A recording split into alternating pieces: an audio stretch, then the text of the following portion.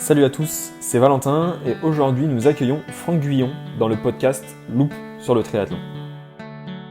Il n'y a pas forcément de journée de type.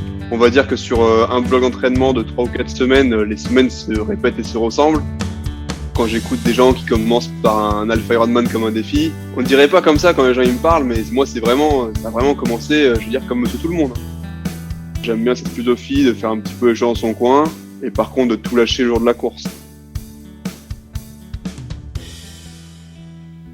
Franck Guyon est un triathlète professionnel. Après 3 ans dans les chasseurs alpins, il souhaite relever un nouveau défi. C'est du côté de Vichy, en 2016, qu'il trouve son bonheur pour faire son premier Alpha Ironman. Depuis ce triathlon, Franck a enchaîné les entraînements et les compétitions afin de passer dans le monde professionnel en 2020. Dans cet épisode, nous allons comprendre comment il a fait pour en arriver là et surtout, nous avons la chance de rentrer un peu plus dans son quotidien. Je laisse désormais place à notre invité du jour, Franck. Hello Franck, je suis ravi de pouvoir échanger avec toi aujourd'hui et je te souhaite la bienvenue dans le podcast Loop sur le triathlon. Pour commencer notre échange, comme à mon habitude, pourrais-tu te présenter s'il te plaît? Ouais, salut Valentin. Moi, je suis Franck Guyon, je suis triathlète. Je cours sur le circuit professionnel en longue distance. Ça va être ma 2e année cette année-là. Courir de plus. J'ai commencé le triathlon sur tard. Après, on reviendra un peu sur mon parcours. Actuellement, le triathlon, je fais que ça. Ouais, après, qu'est-ce que tu veux savoir de plus Je pense pour me que, je planter? pense que c'est super. Je pense qu'on va pouvoir aller axer sur différentes thématiques après. T'inquiète pas pour ça. Pour commencer notre échange, j'aimerais bien te poser une question bien précise. C'est, peux-tu nous expliquer une journée type de ton quotidien? Par exemple, aujourd'hui, quel est ton quotidien?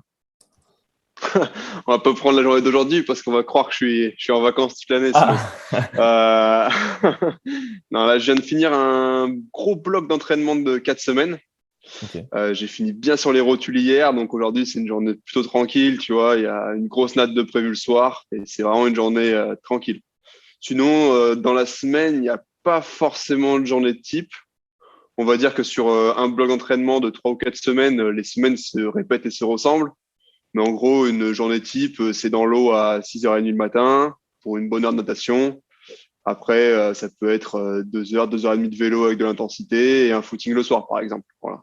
Ok, Je triple assez régulièrement, quoi. Il n'y a pas de jour off, des jours où je fais rien, il n'y en a pas dans les blocs. En général, je fais 3 entraînements par jour. ok. Et pour avoir une notion un peu en termes de volume horaire à la semaine, tu fais quoi à peu près?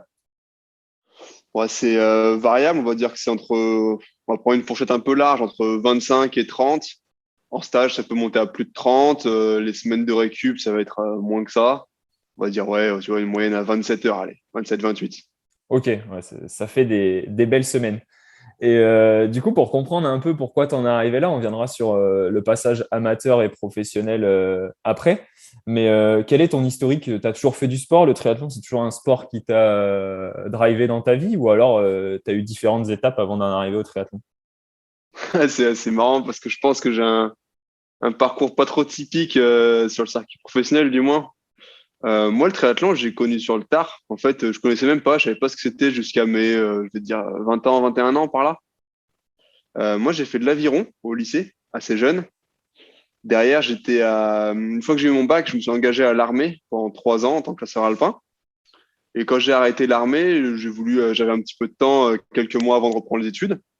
Et je me suis dit, bon, on va continuer un petit peu le sport. Tu vois, le sport a été un fil rouge sur ma vie. Pas forcément le triathlon, vu que je connaissais pas ça, mais j'ai toujours fait du sport ou de l'activité physique. Et tu vois, tu cherches un petit peu sur Internet, comme beaucoup de gens. Allez, qu'est-ce qu'il y a comme épreuve sympa? Donc, tu regardes les marathons, les trails, les ultra-trails. Puis, je suis tombé sur le triathlon. Je me suis dit, ah, moi, j'aime bien le vélo. J'en avais jamais fait de ma vie. Nager, je savais pas trop nager. Mon niveau de natation, c'était, t'imagines une clé à molette dans l'eau. Ouais, c'est à peu près ça. On était à peu près là-dessus. Et bon, je me suis dit, allez, on va s'engager sur l'Alpha Ironman de Vichy. C'était à côté de chez moi, de chez mes parents. Et je me suis préparé en quelques mois avec pas mal de hauts et de bas. Tu vois, à l'époque, je m'entraînais 8 ou 9 fois par semaine et je me disais, oh là là, les semaines de dingue que je fais. Puis bon, avec toutes les blessures en tout genre. Et en fait, j'ai connu le triathlon par là, quoi, sur le Half de Vichy en 2000, fou là là, 2015 ou 2000, ouais, 2015-2016. Ok. Un de ceux-là, je sais plus lequel. Et ouais, j'avais fait une plutôt bonne place. Je crois que je fais au scratch, je suis 50e, un truc comme ça. Enfin, ça m'a plu tout de suite, quoi, si tu veux. Ok. Et ouais, j'avais bien aimé le côté finisher. En fait, à la base, j'y allais pour ça, pour franchir la ligne d'arrivée. Et en fait, au fur et à mesure, tout de suite, dès que j'ai passé la ligne d'arrivée, je me suis dit, alors attends, là j'ai fait ça, où est-ce que je peux grappiller des secondes? Ah ouais, en fait, si je fais ça, je pense que je peux aller plus vite. Bon, bah, on peut s'améliorer, quoi. Ouais, donc c'est Tu vois, vraiment moi, c'est toujours. parti d'un défi personnel au final. Ah oui, oui, bah, complètement, ouais, ouais, complètement. Je te dis, moi, courir, c'était une torture quand j'étais à l'aviron. Le vélo, j'ai appris à clipser une pédale 1 an avant de faire la course, quoi, en gros, un peu comme ça. Et nager, tu me jetais dans un bassin, le mur à 25 mètres, je le trouvais loin, quoi. Ouais, c'est fou. Et du coup, est-ce que tu as pris du recul là-dessus et qu'est-ce qui fait que ça t'a vraiment plu directement, outre le défi? C'est la charge d'entraînement, c'est le côté vraiment, tu peux te dépasser au quotidien. Qu'est-ce qui a fait que tu es resté dans ce sport?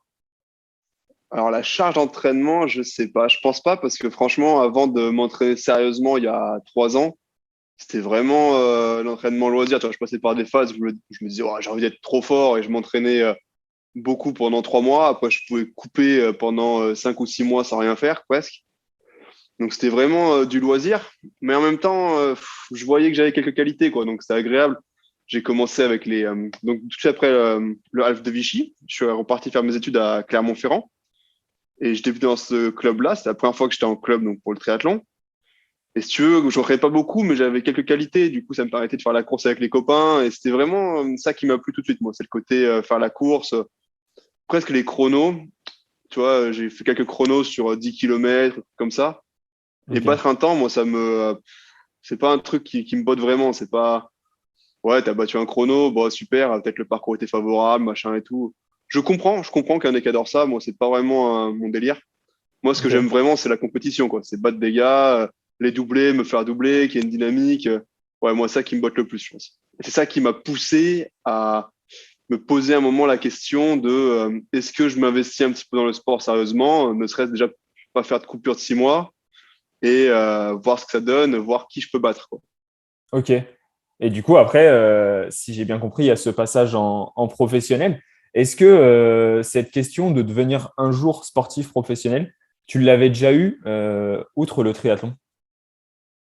Non, non, non, parce que tu vois, moi, je suis pas issu d'une famille très sportive, mais mes parents aiment le sport, aiment beaucoup le sport, mais je suis un peu ma famille, je suis le seul qui pratique, et au moins, du moins à ce niveau-là, et qui a toujours pratiqué du sport, je suis le seul. Et j'ai toujours été obligé de faire du sport. Mes parents m'ont toujours obligé juste pour l'aspect santé, quoi, un petit peu voir les copains, santé sociale. Et l'aviron, pour moi, ouais, c'était des moments de compétition. J'aimais beaucoup la compète, mais tu vois, c'est un sport collectif. Moi, ce que j'aimais, c'était aller voir les copains, rigoler. C'était pas du loisir non plus, c'est la compète, mais moi, ce qui me plaisait, c'était le côté social, quoi. Ouais. Devenir professionnel en triathlon. Quand j'ai démarré le triathlon, je me suis dit, ouais, il y a peut-être un truc à faire. Mais pour moi, les pros, c'était un monde à part, quoi. Inaccessible. Enfin, pas inaccessible, mais je pensais qu'ils étaient nés avec quelque chose de plus que moi, par exemple. Ok. Parce que du coup, 2015-2016, tu fais ton premier half, Ouais, si je dis pas de ouais, ouais, ouais. bêtises, et ton C'est passage en ça. pro, il est du coup en quelle année? Et bah, je devais à l'origine commencer l'année du Covid, donc en 2020. Bon, bah, il n'y a pas eu de course, du coup, il n'y a pas eu de passage en pro. Si, j'ai fait le Half des Sables quand même en professionnel, mais bon, c'est une course avec une préparation un peu, ouais, non, ma première année pro, c'était l'année dernière, on va dire, la première vraie année. Donc en 2021, je suis passé pro. Ok. Donc ouais, c'est vraiment récent et il y a quand même ce truc. Et du coup, pendant 4 ans, tu as augmenté progressivement le volume dans cette optique-là ou alors tu travaillais parce que ça te plaisait et à un moment, il y a eu le déclic? Alors, je te dirais, dans cette optique-là, non. Mais quand même, dans ma tête, à chaque course, je me disais, purée, j'ai pas gagné, je vois ce qu'ils font devant. Et moi, j'ai toujours aimé, ouais, je te dis, battre des gens. Et je me disais toujours, ah, tiens, celui-là, je le battais pas avant. Maintenant, aujourd'hui, je suis capable de le battre. Et ainsi de suite. Après, m'entraîner, augmenter le volume dans cette optique-là, non, ce serait mentir que de te dire ça. Parce que sincèrement, jusqu'à il y a 3 ans, pour moi, c'était du loisir plus plus. À tel point qu'il y a 3 ans, je me suis posé la question, je me suis dit, en gros, qu'est-ce que je fais, quoi? Est-ce que j'arrête complètement? parce que j'ai pas envie de m'y investir, ou alors est-ce que je m'y investis sérieusement? Et à ce moment-là, on fait les choses bien, on s'entraîne correctement, et c'est là que j'ai commencé à prendre un entraîneur Ok. et à m'entraîner avec assiduité. Et là, on a mis une charge un peu plus correcte, on va dire, un peu plus en relation avec mes capacités. Et depuis ce jour-là, je pense que j'essaie d'augmenter dans l'optique de devenir le meilleur, quoi. Ok. Parce que là, tu es suivi par un entraîneur que sur la partie physique ou tu as aussi un entraîneur sur la partie mentale, nutrition, je sais pas. C'est la partie nutrition, non, non, ouais. Non, non, pas du tout. Ouais. Ah ouais, non, non, là, franchement, la partie nutrition, je pense que si j'avais quelqu'un qui me suivait, il ferait un infarctus assez rapidement, je pense. Non, non, non. Partie mentale, non.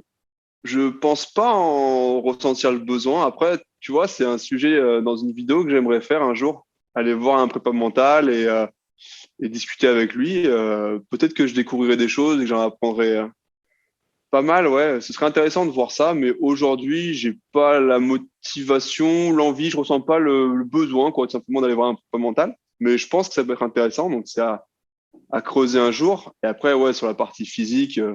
Je travaille avec un entraîneur depuis, là, ça va être la deuxième année, parce que j'ai changé l'année dernière. Ok. Et ouais, c'est la deuxième année qu'on travaille tous les deux. Ok. Génial. Et du coup, ton histoire, je trouve, elle peut faire sens pour pas mal de monde, c'est-à-dire commencer le triathlon assez tard en amateur, ensuite arriver au niveau où tu en es aujourd'hui et rejoindre du coup le monde professionnel. Comment, pour toi, qu'est-ce qui a fait élément déclencheur pour cette progression? Et est-ce qu'on a besoin de certains acquis de base ou pas? Comment tu vois toi la chose et quels conseils tu pourrais donner justement à des triathlètes qui ont cet objectif-là? Ouais, carrément, je pense que ça peut faire écho, parce que finalement, quand j'écoute des gens qui commencent par un Alpha Ironman comme un défi, on ne dirait pas comme ça quand les gens ils me parlent, mais moi, ça a vraiment commencé, je veux dire, comme monsieur tout le monde, hein. Y a pas eu j'ai pas eu de prédisposition, j'étais pas une pépite. Non, non, je suis arrivé, j'ai pris mon dossard sur Internet parce que je trouvais ça cool. Et en fait, pendant la course, je me suis dit, Ouah, c'est quoi ce truc? C'est hyper long, c'est super dur. Et sur la finish line, j'avais mes petites larmes qui montaient parce que j'étais content de ce que j'avais fait, quoi. Ouais. Et comme je te dis, moi, quand j'ai commencé le triathlon, je nageais pas, je faisais rien de tout ça. Est-ce que j'avais des prédispositions à la base? C'est dur à dire, ça. Franchement, tu vas demander à des gens, je pense qu'ils te diront peut-être. Maintenant, tu me compares à. Enfin, maintenant, moi, quand je vois des gens très, très forts, je pense pas que j'avais des prédispositions à la base. Non, je pense pas que j'avais des qualités particulières. Naturellement, le vélo, j'avais un peu de puissance, mais je pense que ça vient de l'aviron aussi. On travaille beaucoup les Ouais. jambes. Course à pied, j'ai eu la chance d'avoir une foulée, je pense, relativement efficace. Peut-être c'est le sport où j'avais naturellement, on va dire, le plus de qualité. Après, je suis pas Kipchoge non plus, quoi. Donc, mais J'imagine. honnêtement, je pense qu'il faut pas avoir des qualités extraordinaires parce que ça reste quand même trois sports qui sont pas vraiment complémentaires et on travaille vraiment pas les mêmes choses, que ce soit vélo, en course à pied, en natation. Et si tu regardes un peu les allures, même ça devient de plus en plus rapide et assez délirant, Hmm. par rapport à des purs spécialistes chaque sport, que ce soit la natation, le vélo, la course à pied, ça reste quand même pas si rapide que ça en triathlon, tu vois. C'est Un sûr. gars qui court moins d'1h10, par exemple, moi j'ai couru 1h08 50 au semi à Dubaï, tout le monde va trouver ça extraordinaire pour un triathlète. Tu ramènes ça à un spécialiste d'athlétisme, c'est un temps de féminine, quoi. Ouais, c'est sûr. Ouais, mais après, il y a quand même la notion de triple effort et, Oui, ouais, et voilà. Donc d'enchaîner, quoi. c'est pour ça qu'aujourd'hui, plus que des qualités, je pense qu'il faut être assez rigoureux et on entend beaucoup ce mot-là et moi, je travaille beaucoup là-dessus. Je pense qu'il faut être consistant. Il faut être consistant dans les trois sports, faire un peu tous les jours du mieux qu'on peut. Vaut mieux nager 3 fois 2 000 mètres dans la semaine qu'une fois 6 000, tu vois. Ouais, ok. Et pourquoi, justement, toi, pourquoi tu t'es mis sur le long et bah, du coup le volume qui est associé? Pourquoi tu es parti directement sur ce genre de format? C'est un effort qui te plaît et contrairement à une distance olympique ou alors des distances très courtes comme du S. Pourquoi sur le long? Ouais, c'est parce que j'ai commencé là-dessus en fait sur le Alpha Ironman tout de suite. Donc finalement, en fait, je me suis pas trop posé la question. Et en fait, j'ai kiffé tout de suite. J'ai adoré ça tout de suite. J'ai kiffé l'ambiance.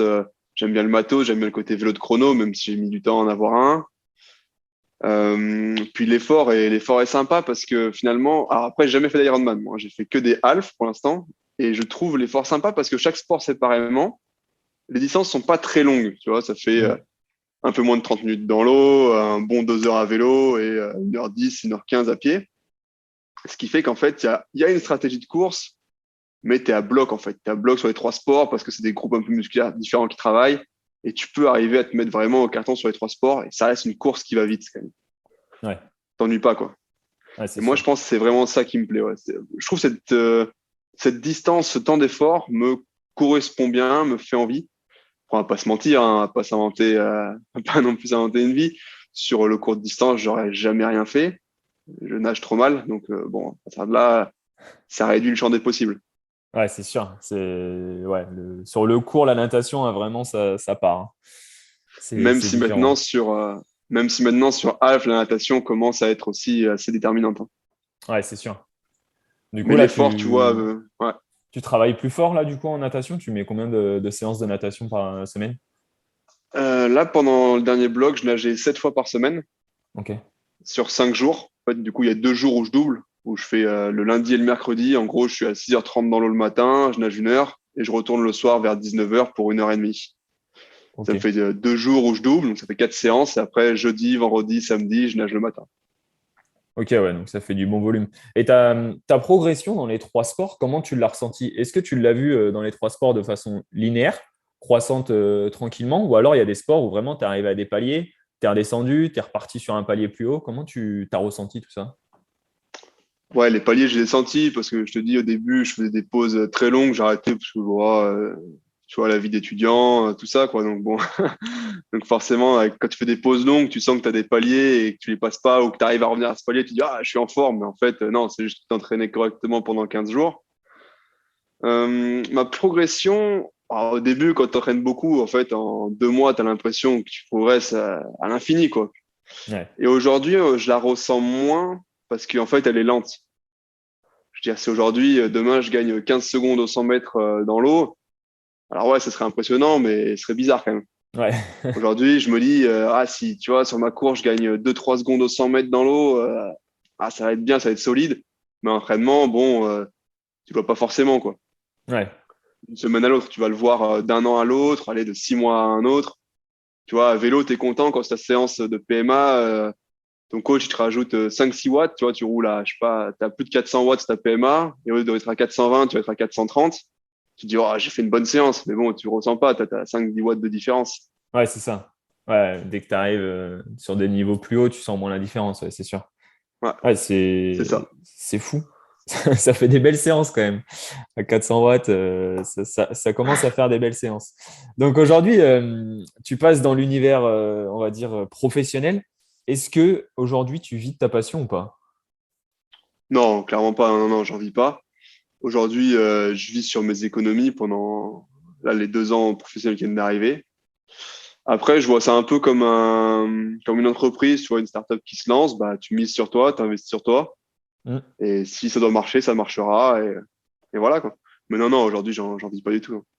Ok, parce que du coup, là, en termes de budget annuel, pour donner un peu une notion aussi de quels sont vos besoins, vous, en termes de sportifs professionnels, il te faudrait quoi et comment toi, aujourd'hui, essayes d'agencer et de trouver justement ces financements, même si c'est très compliqué? Ah, c'est variable, ça dépend où tu cours, comment tu cours, ça dépend de ce que tu as comme dotation matérielle. Ouais, Tu vois, déjà, avec un budget entre 30 et 50 000 pour un petit triathlète à l'année, pour pouvoir te verser ton salaire, partir en compétition, manger, je pense que c'est pas mal, tu vois. ouais, Ces petits budgets-là, ils sont pas mal. ok. Ouais, c'est vrai que c'est pas simple, mais je pense que c'est un bon défi. Est-ce que toi, tu es persuadé? Je pense que oui, parce que si tu le fais de cette façon, t'en es. Mais est-ce que tu es persuadé qu'il faut se mettre à fond dans le triathlon pendant 2 ans, tout essayer pour justement arriver au top niveau plutôt que de tout agencer, essayer de faire un peu de travail, un peu de triathlon, un peu la vie perso, etc. Je sais pas. Après, moi, c'est le choix de vie que j'ai fait. Ouais. J'ai passé mon bac, tu vois, 3 ans à l'armée, donc j'estime que j'ai travaillé. Derrière, j'ai assuré mes arrières en faisant mes études. J'ai une licence qui m'octroie un métier quand même derrière dans le médical. Donc, je peux voir venir, si tu veux. Ouais. Je sais que si dans un an, 2 ans, allez, peut-être dans 2 ans, ça marche toujours pas, je sors rien. bon, bah voilà, tant pis, c'est pas fait pour moi et je reprends un métier plus classique. Ouais, c'est ça, Donc, tu te j'ai donnes ce toutes les chances. parachute-là. Ouais, Voilà, voilà.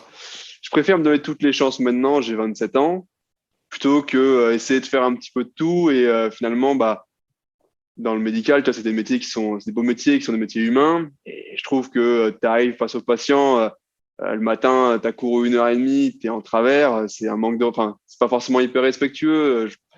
En fait, pour moi, si tu veux tout faire, à la fois le professionnel à fond et ton métier à fond, il y a forcément un endroit où tu vas pas être performant. c'est Donc, sûr. pour choisir, je pense que humainement, je choisirais de pas être très performant dans le triathlon pour pouvoir me consacrer à mon métier. Mais d'un autre côté, à 40 ans, j'aurais le regret de me dire, ah, purée, si j'avais tenté un peu plus. Donc bon, on va voir comme ça. Ouais, c'est cool. Et du coup, dans cette optique-là, là, très récemment, du coup, je suis un peu tes aventures.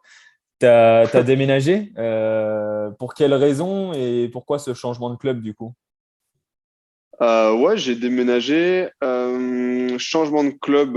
J'étais dans un club sur Paris, mais j'y vais à Toulouse. Donc le club, c'était Jérémy Staffan, le président, qui m'a donné ma chance, qui m'a payé ma licence tout ça l'année dernière, que je remercie d'ailleurs. Un gars vraiment super. Pourquoi ce changement de club? Parce que j'ai déménagé donc de Toulouse au Sable d'Olonne, simplement pour suivre ma copine qui fait ses études à La Roche-sur-Yon juste à côté, et pour le cadre de vie. Pour rouler et nager, je me sens mieux au sable qu'à Toulouse. Ouais, Puis le cadre de vie en général est assez exceptionnel de pouvoir vivre au bord de l'océan, c'est une chance. Donc le changement de club, tout simplement parce que c'est aujourd'hui là où je vis, tout simplement. ok. Et du coup, tu t'entraînes plutôt seul ou plutôt sur des créneaux club, justement? Ah non, je m'entraîne quasiment exclusivement tout seul, sauf en natation où je suis dans un club de natation. Ok. Mais sinon, je m'entraîne 99,99 du temps tout seul. Il peut y avoir sur une sortie souple en endurance, je peux arriver à trouver quelques personnes pour venir avec moi, mais sinon, non, non, je fais mes 25-30 heures tout seul quasiment. Ok. Mais c'est un choix un peu de ma part. Je pourrais arriver à trouver des groupes ou choses comme ça, mais ça me dérange pas de partir pour 2 heures à pied tout seul, 5 heures de vélo avec des allures tout seul. Je sais que je suis à mes watts ou à ma vitesse. Je suis un peu dans mon monde. Je pense à, ouais, je contrôle d'être dans les bonnes zones. Tu vois, ça va pas ni trop vite, ni pas assez vite. Je fais ce que j'ai à faire au rythme auquel j'ai envie de le faire. Si j'ai envie de partir rouler à 8h30 le matin, je pars à 8h30. Je suis mon propre rythme. Je suis pas Ouais, obligé c'est de ça. manger à midi. Non, non, ouais, je fais ce que j'ai envie de faire comme j'ai envie de le faire. Ok, cool. Ouais, c'est vrai que c'est. Après, ça reste en plus un sport assez individuel au final. Sur les compétitions, tu es toujours tout seul, quoi, hein, pratiquement. Donc, Bah, en professionnel, non, pas spécialement. T'as quand même des groupes, maintenant, tu as des dynamiques, même si tu as 10 mètres de drafting, tu as quand même des dynamiques de course. Non, c'est des choix, il y en a pas mal qui s'entraînent en groupe. ok.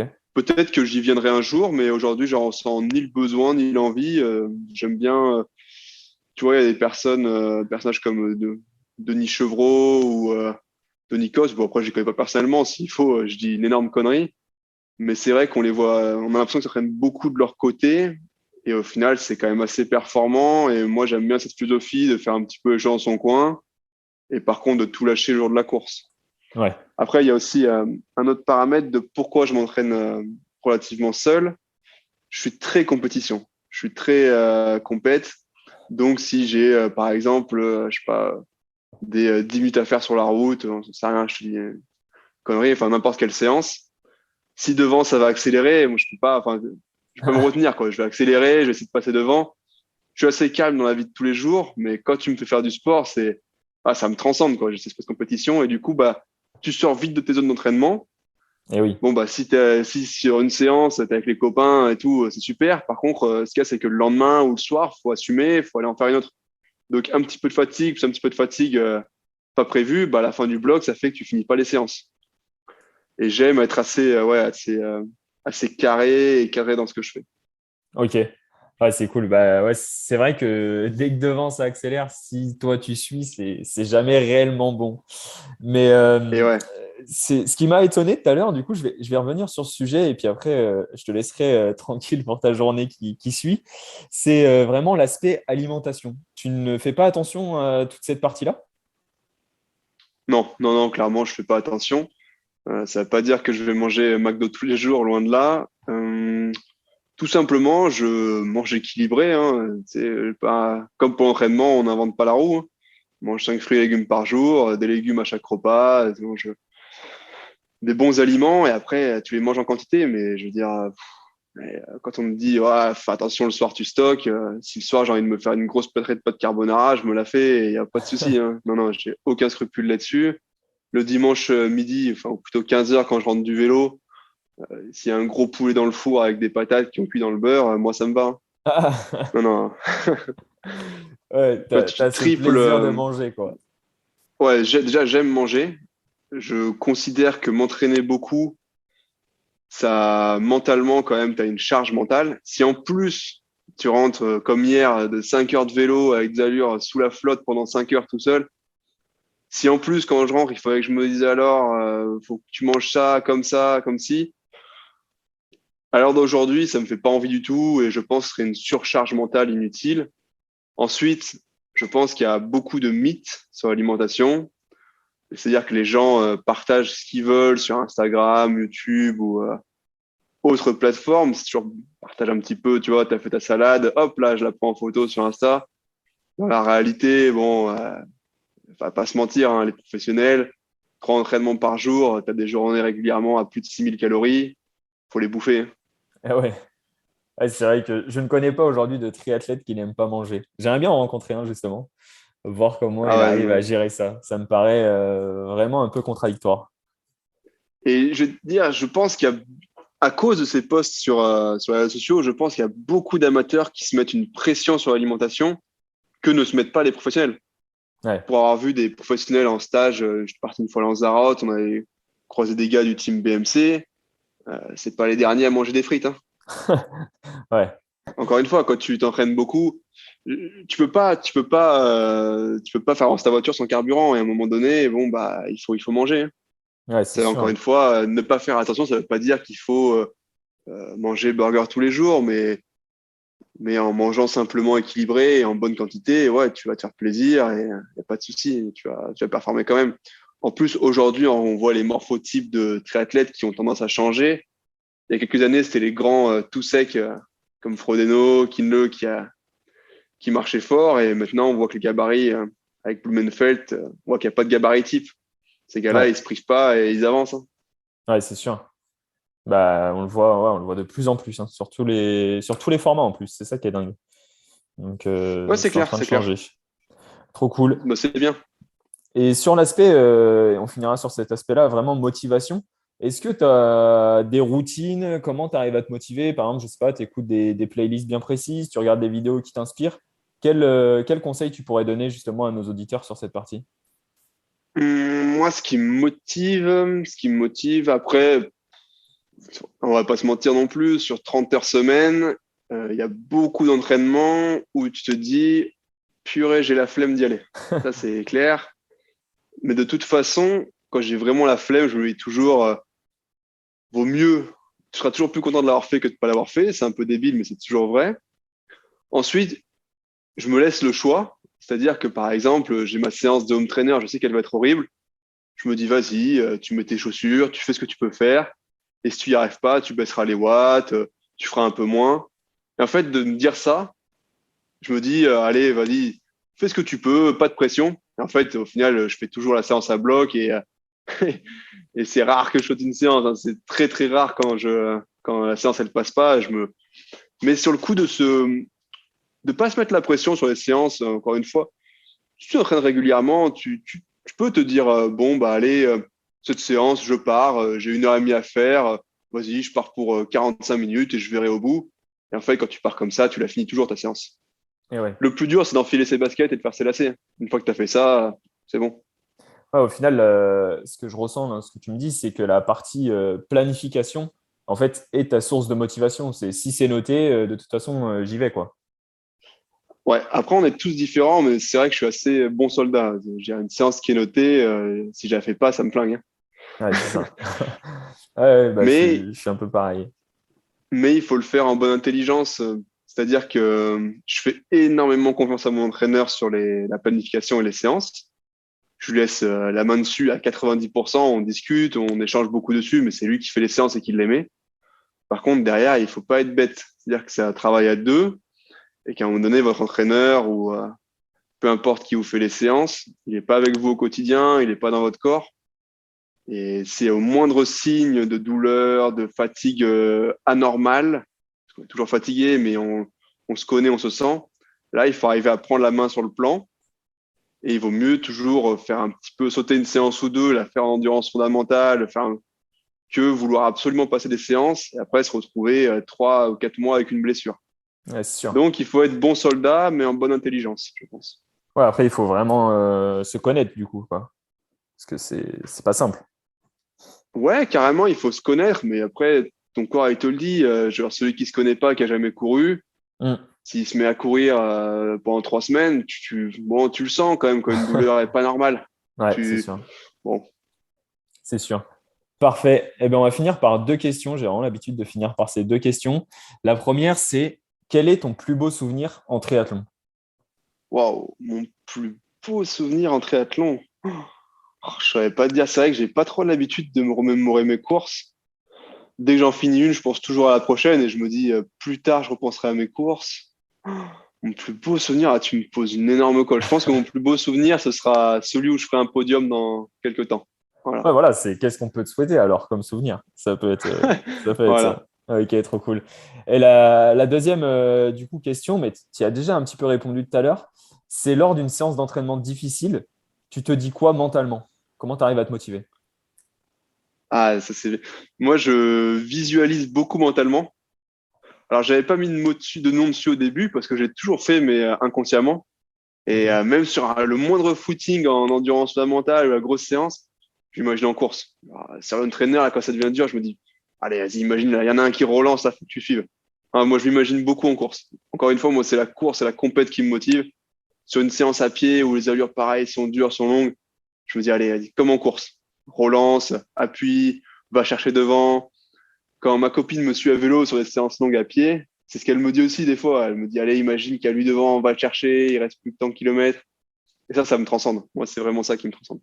Ouais, c'est vraiment en fait cette partie visualisation quoi, que Ouais, certains athlètes font sous différentes formes. Toi, tu l'as fait à l'entraînement quand c'est difficile. ouais, Trop clairement. cool. Ouais, même quand c'est facile d'ailleurs. Ouais, toujours. Ok, bah trop cool. Merci pour tout, Franck. C'était vraiment génial. Ça m'a vraiment apporté beaucoup et j'espère que les auditeurs vont aimer aussi ce podcast. Merci pour ton temps, parce que quand tu nous parles de tes semaines, ça a l'air très très chargé. Et merci pour ton partage sans filtre. C'était cool. Et bah, avec plaisir, avec plaisir. Ouais, C'était un merci à plaisir toi. d'échanger et à une prochaine. Yes, carrément. Ciao. Allez, salut. Merci à toutes et à tous pour votre écoute. J'espère que ce podcast vous a plu. N'hésitez pas à me faire vos retours justement sur le contenu de ce podcast. En tout cas, on se donne rendez-vous dans un mois pour le prochain épisode de Loop sur le triathlon. Ciao.